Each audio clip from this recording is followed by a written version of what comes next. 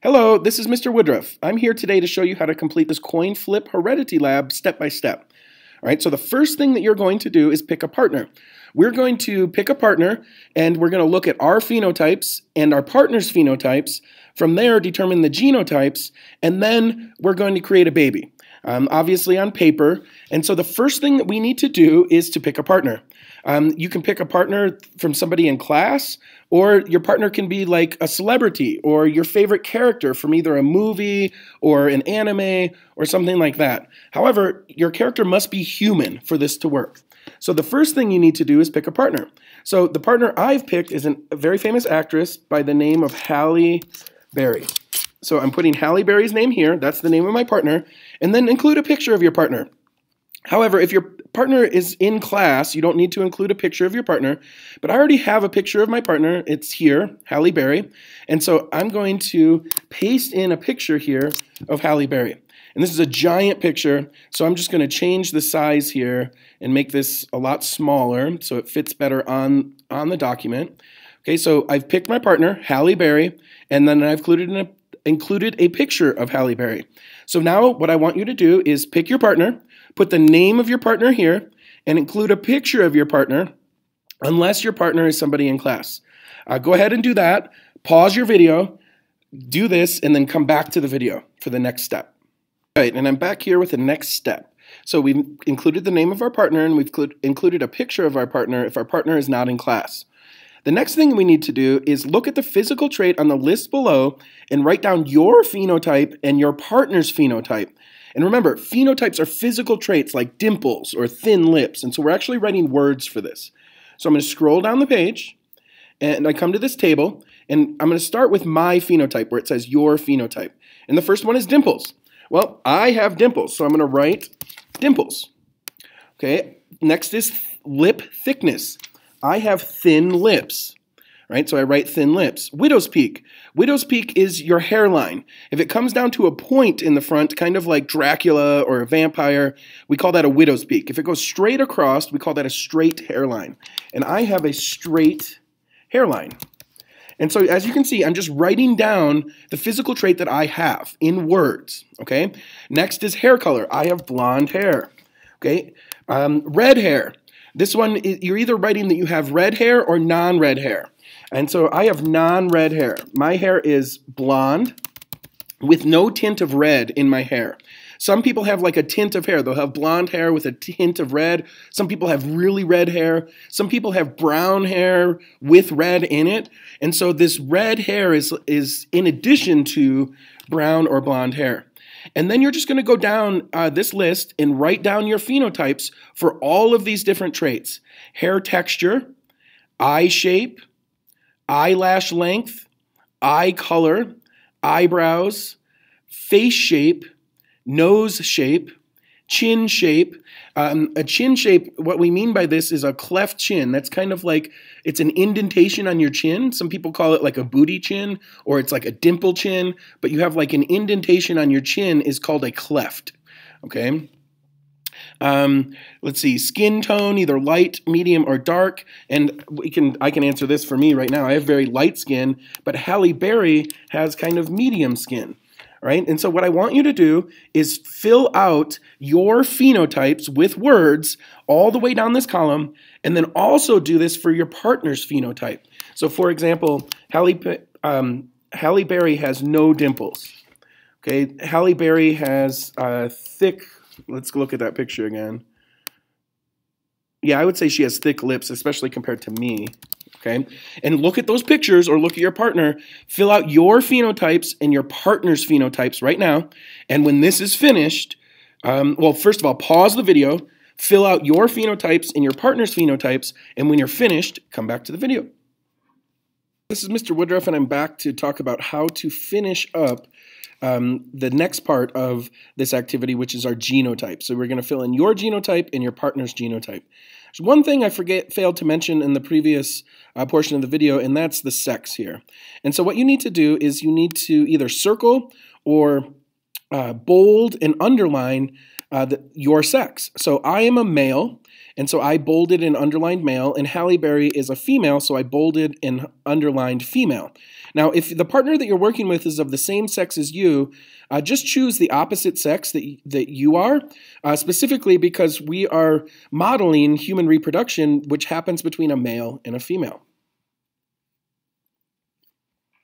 So I'm going to come back up to the top, and we're going to fill out your genotype. So I have dimples.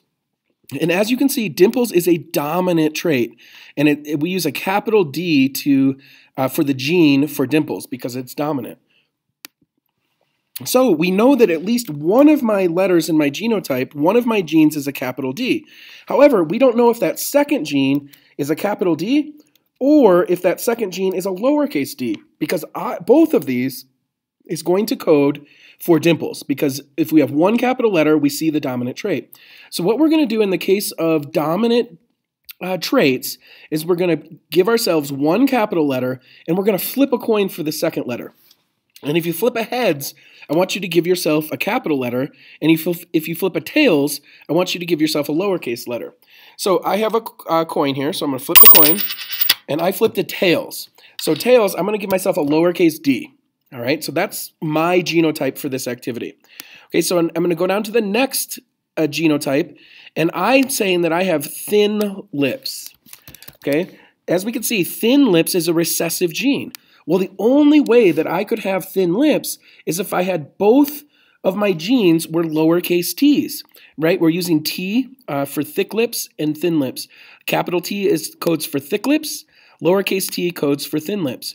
So I have a recessive trait here, and when you have a recessive trait, just make both of the genes in your genotypes lowercase letters. Okay, and we'll do a couple more examples here. So I don't have a widow's peak, I have a straight hairline. And we can see that a straight hairline is also a recessive trait. So remember, the only way you can see that recessive trait is if you have two lowercase letters in your genotype.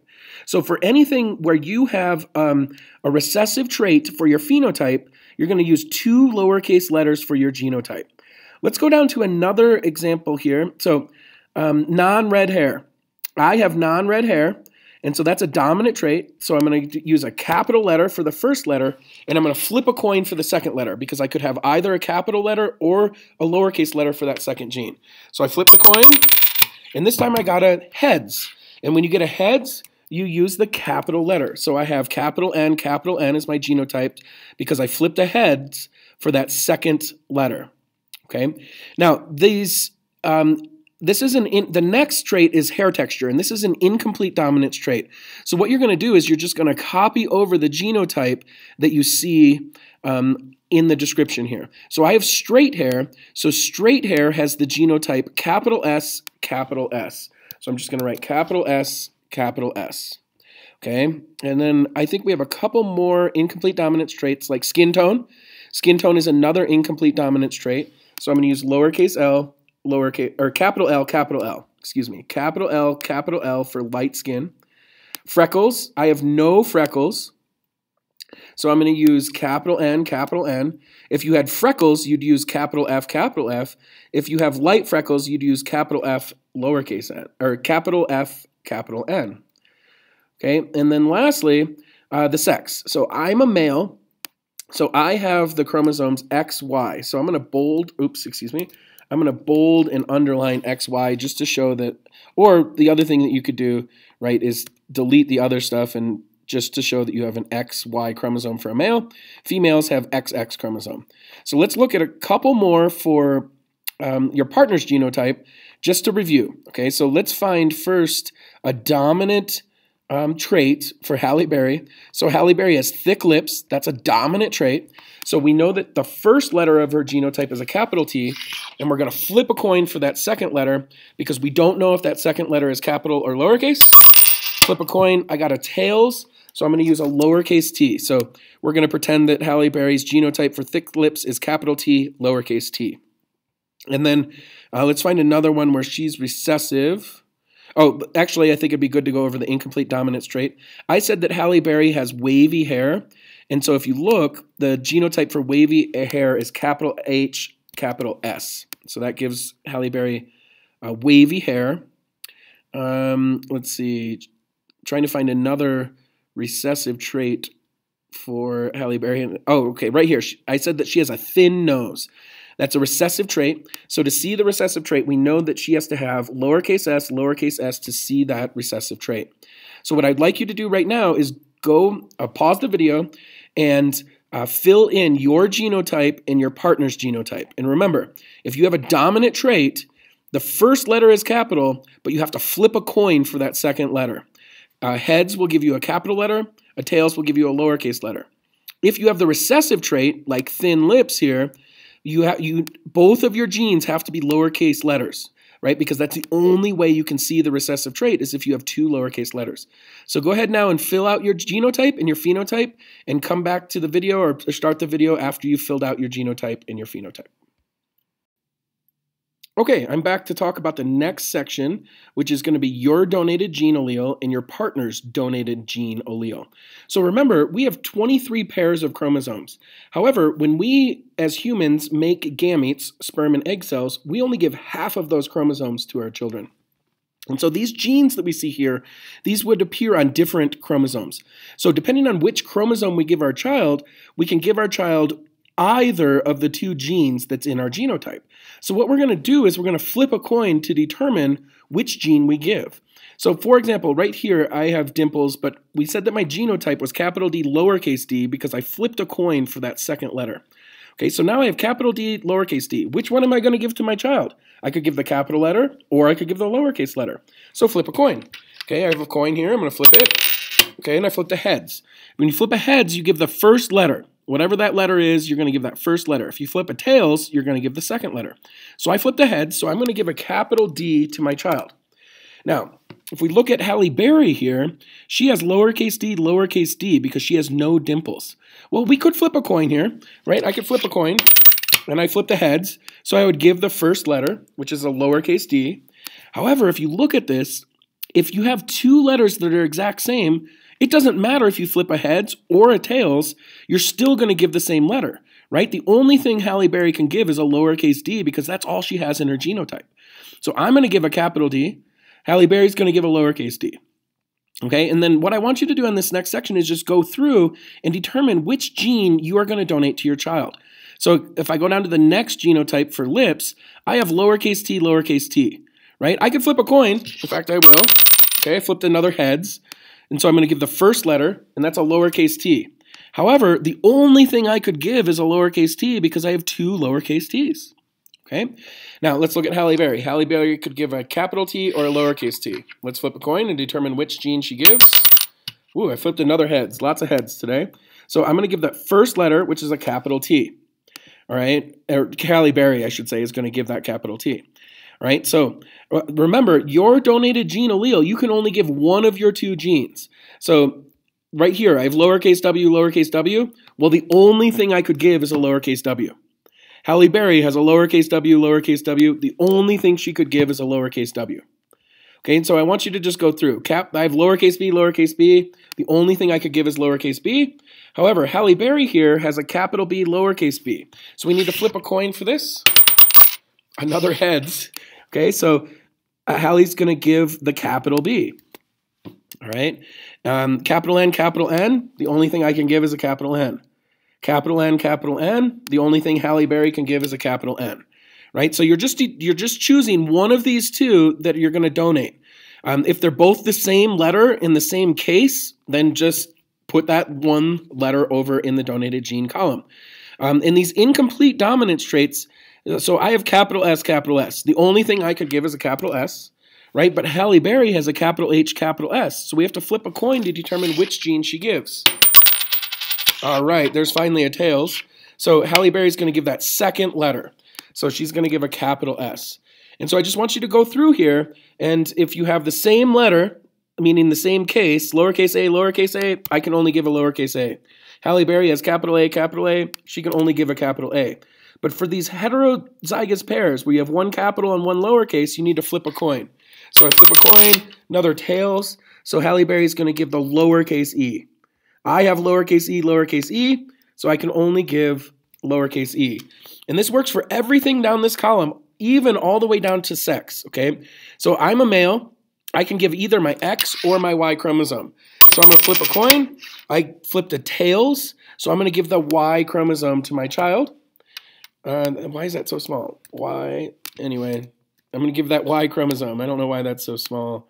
That's going to drive me crazy. Let me make that bigger. Okay. And then Halle Berry, she has capital X, capital X. The only thing she can give, right, is a capital X. So I write capital X, make that bigger. Oh, not all of that bigger, just the letter. There we go. All right, cool. So what I want you to do in this part is just go down and determine which donated gene you're going to give. If the two letters in your genotype are opposite cases, flip a coin. Heads give the first letter, tails give the second letter. And that's true also down here for these incomplete dominants. If you have a capital L and a capital D, flip a coin. Heads would give you the capital L, tails would give you the capital D. All right, go ahead and pause the video, finish your donated gene allele and your partner's donated gene allele, and then come back to the video. Okay, let's finish this up now. So what we're going to do is we're going to combine the allele that I give with the allele that my partner gives, right? So we're going to combine the gene that I give or that you give with the gene that your partner gives.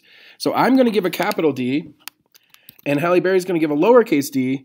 Now this right here, that's the genotype of my child, right? The child got the capital D from me and a lowercase d from Halle Berry. So we're just going to add these up or add these together. So I'm going to give a lowercase t, but Halle Berry's going to give a capital T.